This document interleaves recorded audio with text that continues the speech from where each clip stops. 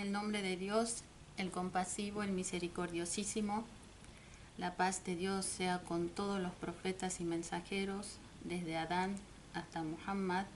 Las bendiciones y la paz de Dios sean con él y su purificada familia. Dios envió 124.000 profetas para guiar a la humanidad, el primero de los cuales fue Adán y el último de ellos fue el sello de los profetas Muhammad ibn Abdullah. Las bendiciones y la paz sean con él y su purificada familia. 5 de estos profetas, es decir, Noé, Abraham, Moisés, Jesús y Muhammad, fueron denominados profetas Ulul Azam, o sea, poseedores de determinación, ya que ellos trajeron una ley divina en forma de escrituras sagradas, y el resto de los profetas siguieron y propagaron estas leyes divinas. Comenzamos hoy con un curso sobre la historia de la vida del último de estos profetas, es decir, el profeta Muhammad sallallahu alayhi wa sallam, y por consiguiente sobre la historia del Islam desde su surgimiento hasta el fallecimiento del mensajero del Islam. La historia del surgimiento del Islam está ligada enteramente a la vida del profeta Muhammad. Desde su nacimiento hasta su fallecimiento, la vida del profeta estuvo repleta de importantes sucesos que irían cambiando la historia de la humanidad. Nadie pudo influir como él en una sociedad. Nadie como él pudo hacer surgir de una sociedad tan atrasada y estancada una civilización tan brillante y tan destacada, y sobre todo en un periodo tan corto de 23 años. Comenzaremos ubicándonos en el tiempo y en el lugar para tener una idea general de cómo fueron los comienzos del Islam, cómo era ese escenario donde surgió y a partir de allí se expandió el Islam, para que entendamos un poco la situación reinante en esa época que se correspondía a la Alta Edad Media. El profeta del Islam nace en el año 570 de la era cristiana, en la segunda mitad del siglo VI, es decir, nació tras menos de 600 años después de Jesús, la paz sea con él, y alrededor de un siglo después de lo que se considera el comienzo del periodo de la Alta Edad Media. En ese entonces, los imperios bizantino y persa eran las dos más brillantes civilizaciones en el mundo. Al momento que el profeta Muhammad, la bendición y la paz sean con él y su descendencia, emigraba desde la Meca a Medina, Bizancio y Persia tenían en sus manos gran parte del mundo conocido, y es por eso también que estaban entablados en cruentas guerras. En cuanto al imperio bizantino, la llegada del Islam fue contemporánea al emperador romano Heraclio I, que gobernó desde el año 610 hasta el 641 de la era cristiana. Respecto al imperio persa, la llegada del Islam fue contemporánea al reinado del emperador sasánida Josro Parvis, conocido como Corroes II, que gobernó durante los años 590 y 628 de la era cristiana. La religión principal de la antigua de Persia era el zoroastrismo, pero el imperio persa en la era sasánida se ve interrumpido por la conquista del califato islámico en el año 651 de la era cristiana, y tras la muerte de su último emperador, es decir, Istejerdes III, se establece el califato islámico en la región, por lo que a partir de la segunda mitad del siglo VII la religión zoroástrica comienza a decaer en Persia y es reemplazada poco a poco por el Islam. En cuanto a la ubicación geográfica, la península arábiga, que es la cuna de la civilización islámica, Está situada en la confluencia de África y Asia entre el Golfo Pérsico, el Golfo de Adén, el Mar Arábigo y el Mar Rojo. Limita al norte con el desierto de Siria y lo que en época de los bizantinos era denominado Palestina. Al este limita con el Golfo Pérsico y también con la ciudad de Al-Heira en Irak y los ríos Tigris y Éufrates. Al sur con el Océano Índico y el Golfo de Omán.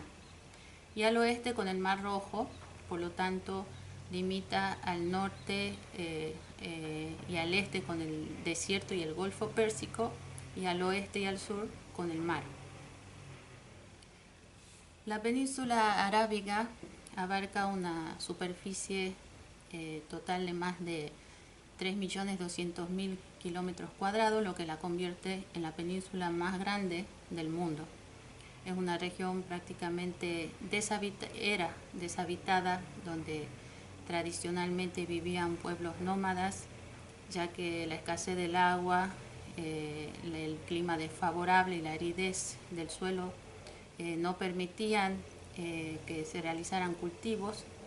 Pero a partir del siglo XX, que se descubren enormes reservas de petróleo en la región, se fomenta el desarrollo económico y la península comienza a estar más poblada. Desde tiempos antiguos, este territorio estaba dividido en tres partes. Una región comprendida por la parte norte y oeste, a la que se llama Hijaz, la zona del centro y el este, conocida como desierto árabe, y la parte sur, que es lo que comprende el Yemen y que antiguamente era llamada la Arabia Feliz.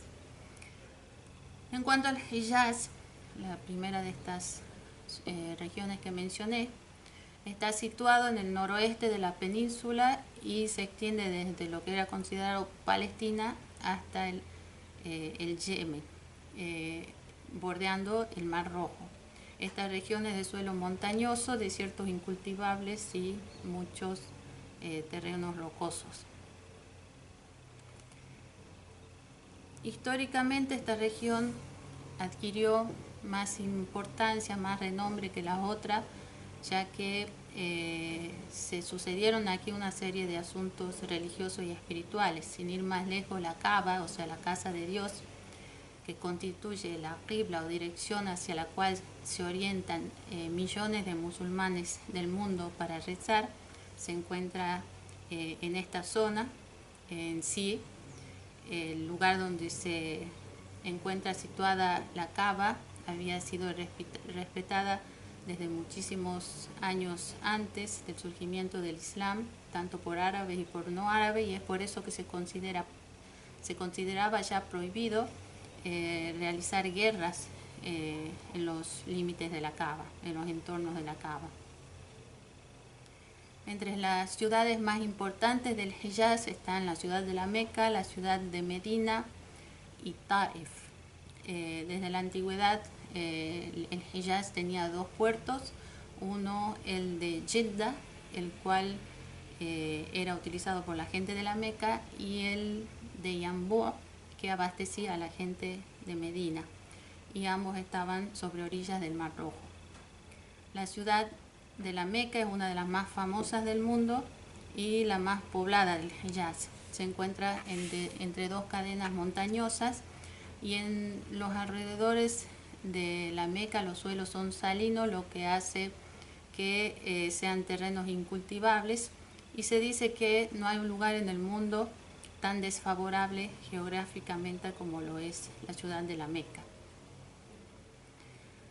La historia de esta ciudad comienza en épocas del profeta Abraham, la paz sea con él, cuando a él se le ordena por parte de Dios llevar a su esposa Hajar, o Agar en español, y a su pequeño hijo Ismael a estas tierras inhóspitas, y los deje allí.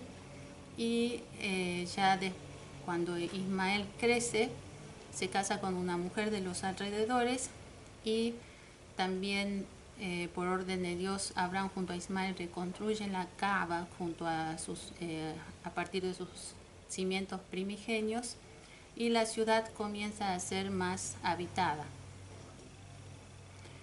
En cuanto a la ciudad de Medina, se encuentra a unos 450 kilómetros de la ciudad, al norte de la ciudad de la Meca. Se diferencia de la Meca porque a los alrededores de la ciudad de Medina hay jardines y palmeras, y el terreno es propicio para el cultivo. Antes de la inmigración del profeta desde la Meca a Medina, esta ciudad se llamaba Yasrib, y a partir de la emigración pasa a ser conocida como Madinatul Rasul, la ciudad del mensajero, y más tarde simplemente pasa a ser conocido como Madina. Los primeros habitantes de esta ciudad fueron los amalequitas, luego un clan de judíos y también los clanes de Aus y Hazraj, que después de la emigración del profeta Muhammad sallallahu alaihi wa sallam a esta ciudad, estos clanes pasan a ser llamados los Ansar, o los auxiliadores de Medina.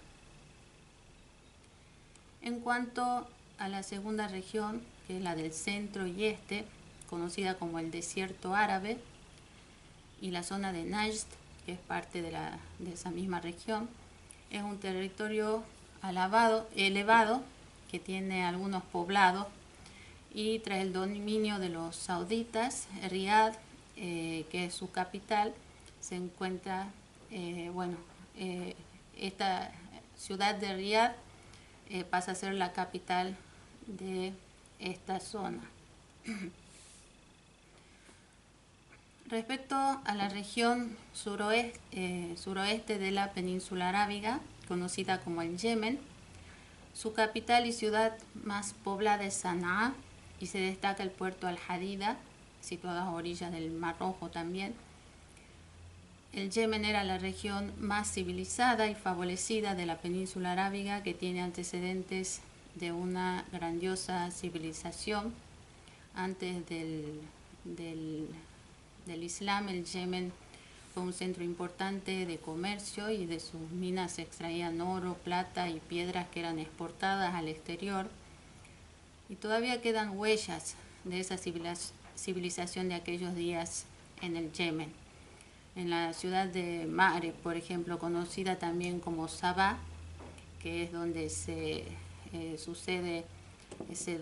ubica esta historia que nos narra el Corán sobre el profeta Salomón y la reina de Sabah. En esta ciudad había muchos jardines y palacios elevados, con puertas decoradas con oro y muchos adornos. Entre las reminiscencias históricas de la ciudad de Ma'rib están las ruinas de la famosa represa, que también nos narra el Corán, que fue destruida por una inundación o seil, y que en la ley 16 de la Sura Saba el Corán menciona como Seilul Arem.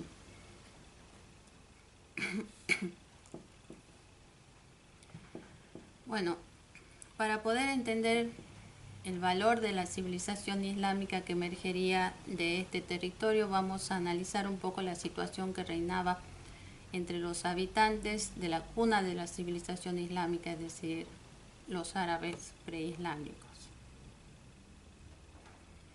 La península arábiga estuvo habitada desde épocas remotas por muchos clanes y tribus, algunos de los cuales desaparecieron a raíz de algunos sucesos. 3 de esos clanes son los que se desprendieron de estas otras tribus y son los que adquirieron más renombre. O sea, de estos mismos clanes que había en esa época se desprenden, de estos 3 clanes de renombre se desprenden otras tribus también. Uno de estos 3 clanes era el que se llamaba Baida, que significa exterminado, y como su nombre lo indica, fue exterminado por medio de diferentes adversidades debido a sus continuas desobediencias a Dios. Quizás sean ellos mismos el pueblo de Ad y Samud, que nos menciona varias veces el Corán. La otra tribu o clan es la de los Qahtanian, que eran los hijos de Ya'rab ibn Qahtan, que habitaron en el Yemen y en el resto de los puntos meridionales de Arabia, y ellos eran los árabes genuinos. Y los árabes de hoy en día y los clanes de Aus y Khazraj, que como mencioné al comienzo eran dos grandes clanes que vivían en Medina, que luego pasarían a ser llamados los Ansar o auxiliadores, son descendientes de Qahtán. Los de Qahtán gobernaron muchos años y tuvieron un papel preponderante en construir y poblar el Yemen y legaron diversas civilizaciones.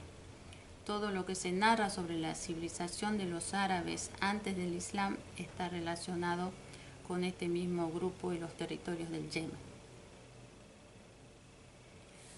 El tercer clan o tribu es la de los Adnanian o descendientes de Ismael, el hijo de Abraham, la paz sea con ambos. Más adelante me referiré con más detalle a los orígenes de este clan. Pero bueno, como dije anteriormente, a Abraham se le había ordenado dejar emigrar dirigirse desde Palestina a la Meca y llevar consigo a su esposa Hajar y a su hijo Ismael y a esta región deshabitada, a este valle profundo de la Meca, donde no había ni agua ni hierbas.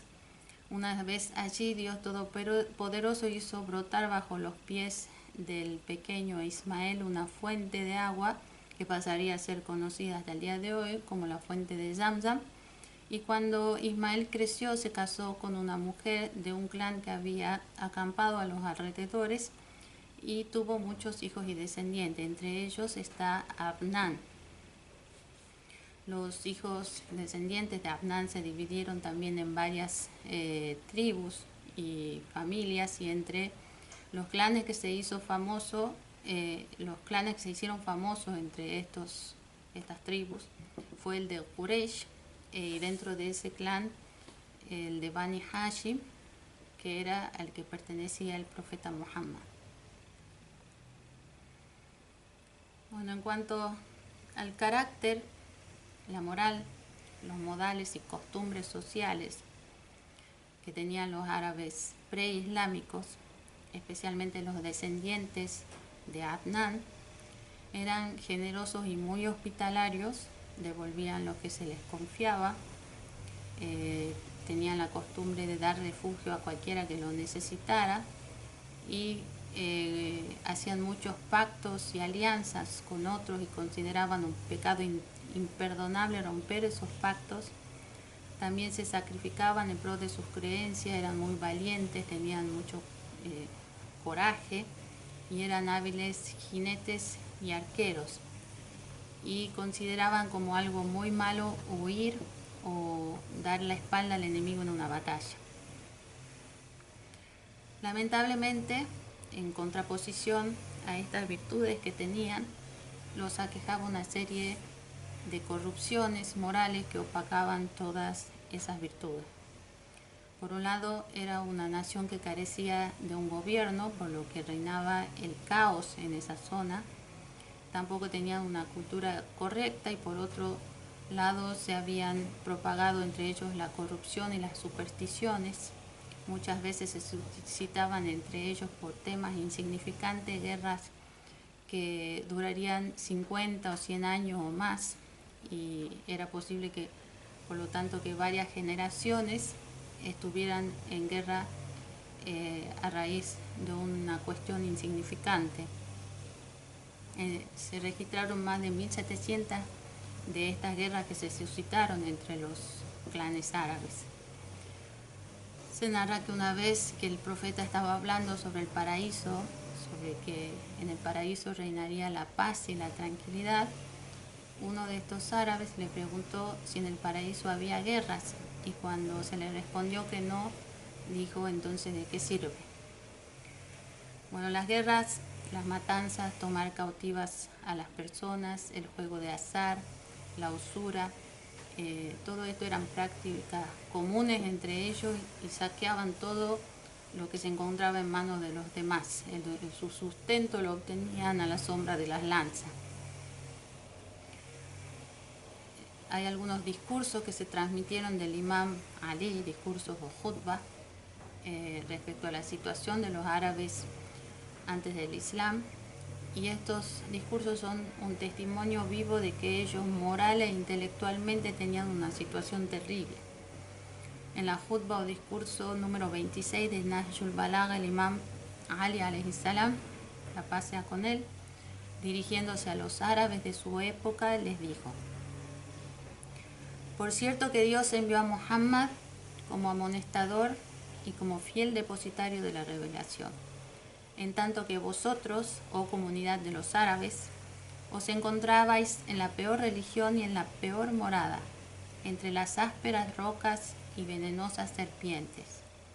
Bebíais lo turbio y comíais lo fétido, derramabais vuestra sangre y cortabais vuestros lazos de parentesco, en tanto que los ídolos se erigían entre vosotros y los pecados os cubrían. Algo que también puede proyectarnos en la imagen de la vida de la gente del Hijaz de esa época es un hecho que tiene que ver con As'ad ibn Zurara, ya en épocas del surgimiento del Islam.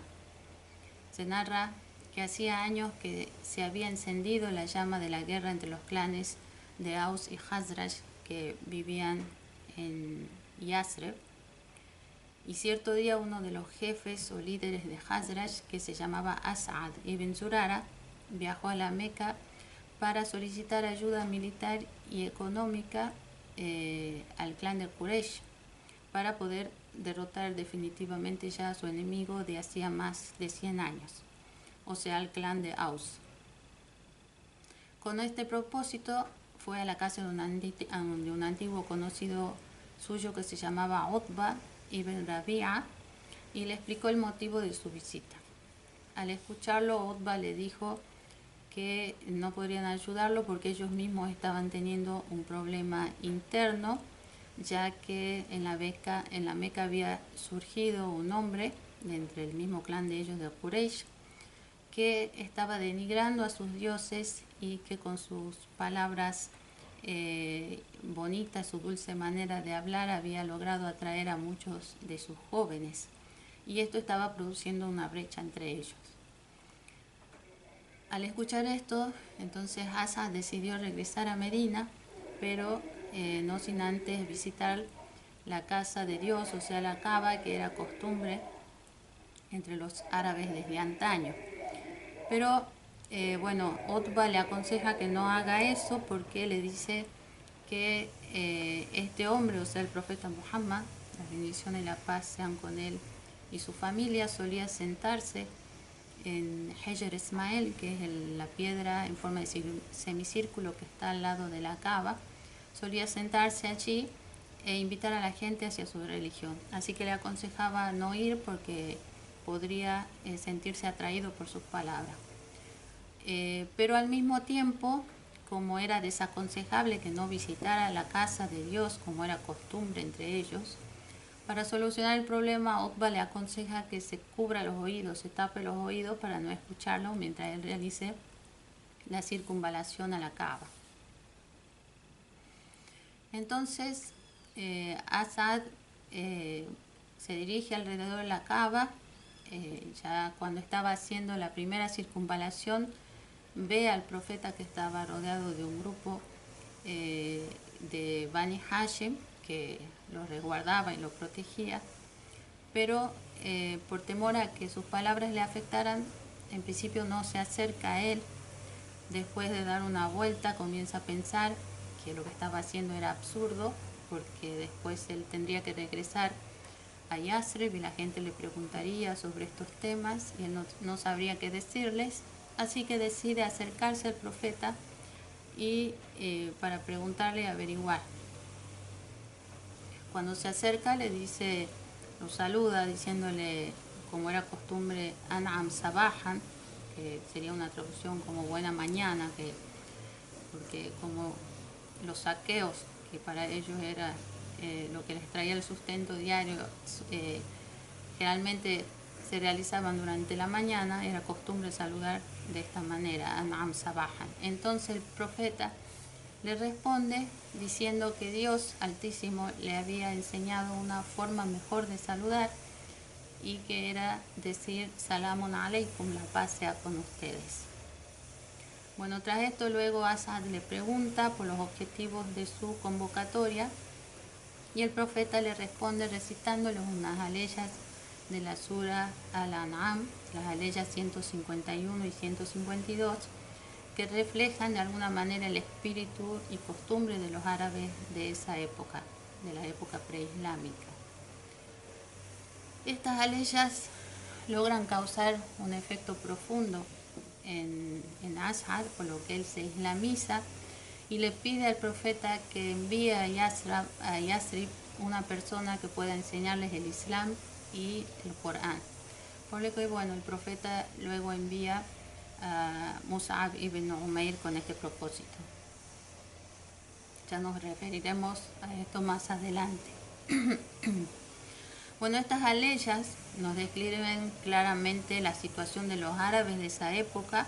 Por ejemplo, voy a leer lo que Dios le dice al profeta que responda.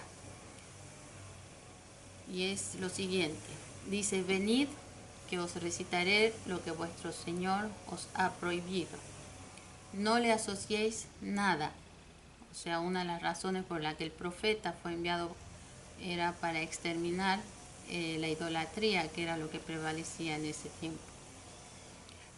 La ley ya continúa diciendo, tratad con benevolencia a vuestros padres, no matéis a vuestros hijos por temor a empobreceros, ya os proveeremos nosotros a vosotros y a ellos. Alejaos de las obscenidades públicas o secretas. No matéis a nadie que Dios haya prohibido, sino con justo motivo. Después dice, no toquéis la hacienda del huérfano, sino de manera conveniente, hasta que sea mayor de edad. Dad con equidad la medida y el peso justos.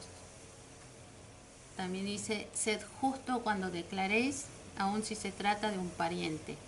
Sed fieles a la alianza con Dios. Bueno, el contenido de estas dos aleyas nos muestran que todas estas cualidades viles que Allah prohíbe en estas aleyas se encontraban en los árabes de esa época y que el propósito del envío del profeta por parte de Dios era erradicar todas esas vilezas y costumbres paganas y llevarlos por el sendero recto. Inshallah, continuaremos con la situación y costumbres de los árabes de la época preislámica en la próxima clase. Wa akhiru da'wana alhamdulillahi rabbil alamin.